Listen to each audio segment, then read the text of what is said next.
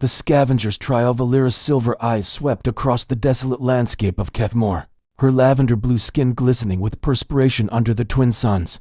The ruins stretched endlessly before her, crystalline spires reduced to jagged teeth, once-proud structures now merely skeletons of a civilization that had vanished millennia ago. She adjusted the worn leather satchel across her shoulder, feeling the meager weight of today's scavenging. A few energy cells, some intact circuitry, and a handful of the precious memory stones that still held fragments of the ancients' knowledge. The staff in her right hand, carved from the heartwood of the last living tree on Kethmore, hummed softly, with residual energy. It had been her grandmother's, and her grandmother's before that, passed down through generations of survivors who had learned to extract life from this barren world. Valera paused at the edge of what had once been a great plaza, now filled with sand and scattered debris. That's when she heard it, a low, mechanical growling that made her blood freeze. The devourer, she had heard the stories, whispered around the fires of the few remaining settlements, a biomechanical monster from the old wars, as tall as 3 warriors standing, with crystalline claws that could slice through steel and hide that deflected most weapons. It had been dormant for years, sleeping somewhere in the deep ruins, but recent seismic activity had awakened it. The beast emerged from behind a collapsed archway, its 6 legs moving with predatory grace. Its head was a fusion of organic tissue and synthetic components, glowing red sensors where eyes should be, and a maw lined with rotating plasma cutters. Scarred metal plates covered its torso, while exposed muscle and sinew pulsed with bioluminescent veins. It had been designed as the ultimate war machine, and now it hunted purely by instinct. Valera raised her staff, channeling what little energy she possessed into its crystalline tip.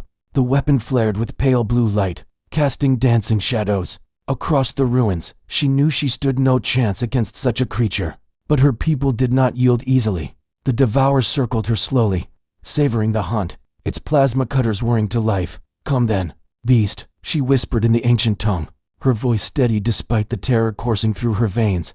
"Let us see which of us the ancestors favor today." The monster lunged forward with impossible speed, claws extended. Valera rolled aside, her staff striking its flank with a burst of energy that barely scratched its armored hide. The devourer's tail whipped around, catching her across the ribs and sending her sprawling across the sand. She tasted blood but forced herself to stand, gripping her staff with both hands. The end seemed inevitable, but Valera had never learned surrender.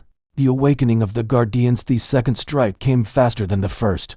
Valera barely managed to raise her staff before the devourer's claws raked across it, the impact sending violent tremors up her arms. The weapon's energy flickered and died, leaving her with nothing but carved wood against a creature of metal and malice. She stumbled backward, her breathing ragged, feeling the warm trickle of blood from where the beast's first blow had found its mark. The devourer seemed to sense her weakening.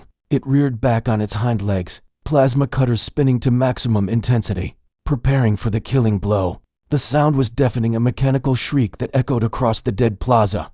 Valera closed her silver eyes, whispering a prayer to her ancestors, when suddenly the ground beneath her feet began to vibrate. At first, she thought it was another seismic tremor, common in this region of unstable ruins. But the vibration was different, rhythmic, almost musical. Tiny motes of dust began to dance in the air around her, rising from cracks in the ancient stonework. The devourer paused, its sensors swiveling to track the strange phenomenon. Then they emerged, one by one, crystalline cubes no larger than her. Clenched fists began to lift from their resting places among the debris. They were perfect geometric forms, their surfaces covered in intricate patterns that seemed to shift and flow like living text. Each cube pulsed with internal light, some amber, others deep purple, a few blazing white-hot. They had been here, all along, dormant and waiting, indistinguishable from the countless other artifacts scattered throughout the ruins. The cubes began to orbit Valera in a complex pattern, their movements precise and coordinated. She could hear them humming, not with mechanical sound, but with something deeper, a harmonic frequency that resonated in her bones.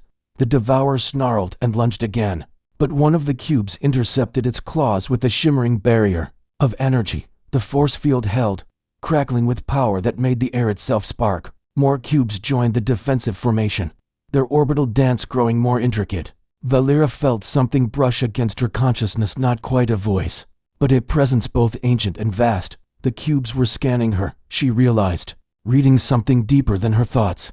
They were measuring her worth, judging her spirit against some unknowable criteria established by their long-dead creators. The Devourer struck again and again, each attack met by barriers and energy bursts from the floating guardians. But Valera sensed this was merely a test. The cubes could have destroyed the beast instantly if they had chosen to do so. Instead, they waited, watching, evaluating her response to this trial by fire. She understood. This was not about her need for rescue, it was about proving herself worthy of their protection. The bond forged in battle understanding flooded through Valera like liquid fire. The cubes weren't just defending her, they were offering her a choice. She could cower behind their barriers and let them fight her battles, or she could prove herself worthy of the partnership. They offered. Without hesitation, she stepped forward, raising her depleted staff and channeling what little energy remained in her own body into its crystalline tip. "I am Valera of the Last Grove," she declared, her voice carrying across the plaza despite the chaos of the battle. "Daughter of Kethmor, keeper of the old ways, if you would have me as your bearer, then let us fight as one." The response was immediate and overwhelming. The nearest cube pulsed with brilliant light and connected to her staff, sending pure energy coursing through the ancient weapon. But more than that, Valera felt her consciousness expand as a dozen alien minds touched hers. The cube's artificial intelligence was vast and multifaceted, each one containing the preserved knowledge and tactical expertise of the ancients who had created them.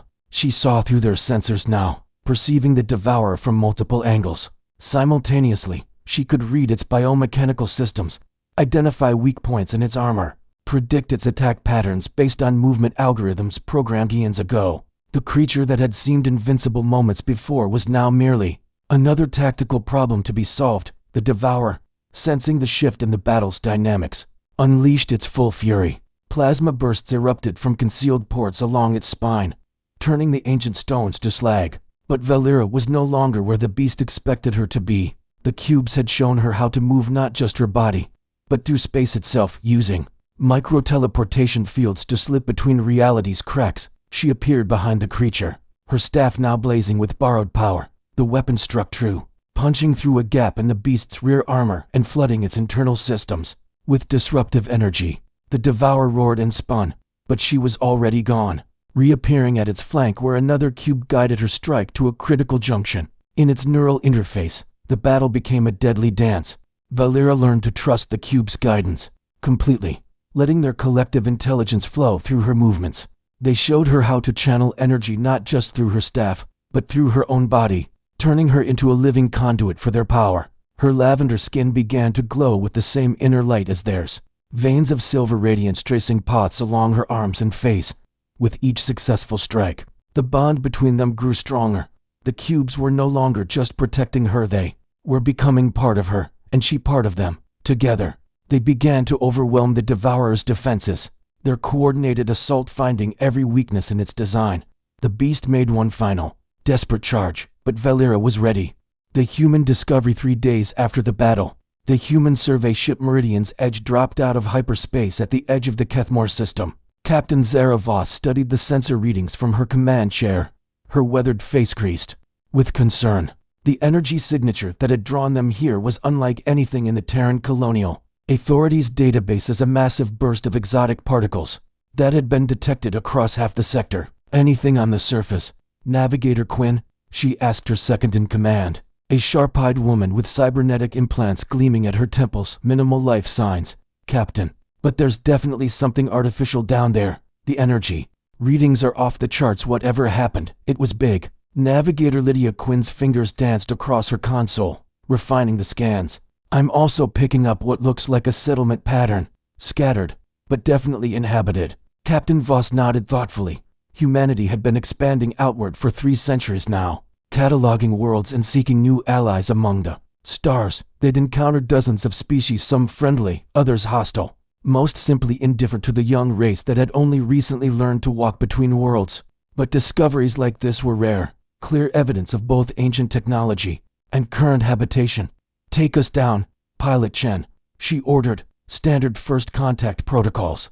And get xenobiologist Torres up here if we're meeting new people. Today, I want our best cultural interpreter on hand." Dr. Marcus Torres arrived on the bridge within minutes, his silver hair disheveled from sleep, but his dark eyes alert with anticipation. He'd spent 40 years studying alien cultures, and The excitement of potential first contact never grew old. What do we know, Captain? Very little. Ancient ruins, current inhabitants, and an energy event 3 days ago that probably woke up half the sector. Voss gestured to the main view screen as Kethmore grew larger before them. Your read on approach. Protocols, cautious optimism. Torres replied immediately. If they've survived on a world like this, they're either very resourceful or very dangerous. Possibly both. I recommend landing at a respectful distance and waiting for them to make the first move. The Meridian's edge settled onto a flat plain, several kilometers from the largest settlement, its landing thrusters sending clouds of red dust swirling into the thin atmosphere. The ship's sensors immediately began cataloging the local environment, while the crew prepared for what might be humanity's first contact with the inhabitants of Kethmore. They didn't have to wait long. The settlement's response came within an hour. Not an armed delegation or a cautious scouting party, but a single figure walking across the wasteland with no apparent concern for the massive alien vessel that had just landed in their backyard. Captain, Navigator Quinn called out, her voice tight with surprise. You need to see this. The figure approaching their ship was clearly not human, but walked upright with familiar grace. More striking were the objects orbiting her, dozens of crystalline cubes that moved in perfect coordination, their surfaces gleaming with inner light. As she drew closer, the ship's sensors began to register energy readings that defied explanation. She's not just carrying advanced technology, Dr. Torres breathed, studying the readouts. She's integrated with it somehow. The energy patterns suggest a direct neural interface, but the sophistication is beyond anything we've seen. Captain Voss stood slowly, recognizing a moment that would be remembered in the history books. It looks like we're about to make a very interesting new friend.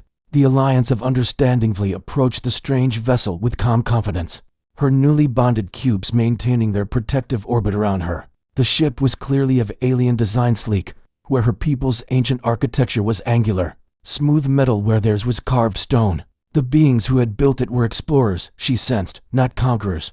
The cubes had shared fragments of their vast memory banks with her during the 3 days since the battle, and among those memories were encounters with dozens of spacefaring species across the millennia. She stopped 50 meters from the ship and waited, understanding the delicate nature of first contact. The cubes hummed softly around her, their sensors analyzing the vessel's technology and finding it sophisticated but unthreatening. These beings had come seeking knowledge, not conquest. A section of the ship's hull irised open, and several figures emerged. They walked on 2 legs like her own people, but were shorter and broader, with pale skin unmarked by the harsh light of binary stars. The one in front, clearly their leader, raised an empty hand in what was obviously meant as a peaceful gesture. I am Captain Zara Voss of the human vessel Meridian's Edge, the figure called out, her voice carrying clearly across the distance.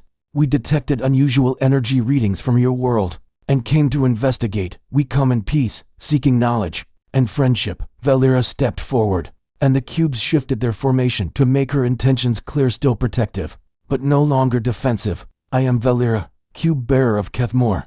You are welcome here, travelers from beyond the stars. She spoke in the trade tongue that the cubes had taught her, pulling the words from their ancient databases of interstellar languages. The human surprise was evident even across species barriers. One of them, an older male with silver hair, stepped forward eagerly. You speak galactic standard. We had hoped for communication, but this exceeds our expectations. I am Dr. Marcus Torres, cultural interpreter for our people. The Guardians taught me your words, Valera replied, gesturing to the orbiting cubes. They carry memories of many species, including your own. Your people are young but curious, quick to learn and slow to judge. The Guardians approve of such traits. Over the following hours, a remarkable exchange took place on the dusty plain between the human ship and the ancient ruins. Dr. Torres proved an excellent translator, not just of words, but of intentions, helping bridge the gap between human curiosity and the complex relationship Valera now shared with her artificial companions. Captain Voss demonstrated the practical leadership that had made humanity successful in their expansion among the stars, while Navigator Quinn's technical expertise allowed her to appreciate the sophisticated technology the cubes represented. The cubes themselves seemed fascinated by humanity. They had watched countless species rise and fall across the eons, but few had shown such adaptability and determination in the face of the unknown. Through Valera, They shared carefully selected fragments of ancient knowledge, star charts showing safe passage, routes, warnings about dangerous regions of space, even mathematical principles that could advance human technology by centuries. In return, the humans offered something the cubes found equally valuable: news of the current galaxy. Species that had been mere tribal cultures when the cubes last walked among the stars had built interstellar civilizations, new alliances had formed, old empires had fallen, and through it all, younger races like humanity continued to reach outward with hope and wonder. Your people seek knowledge above conquest, Valera observed as the day drew toward evening. This is rare among the star-walking races. The Guardians believe humanity may be worthy of greater trust. Captain Voss nodded slowly, understanding the weight of what was being offered. We would be honored by such trust. Our species has made mistakes, but we try to learn from them. We believe the galaxy is vast enough for all peoples to find their place among the stars. As the twin sons of Kethmore sat behind the ancient ruins, to species one ancient beyond measure, one young and reaching toward tomorrow, began the first day of what would become humanity's most treasured alliance among the stars.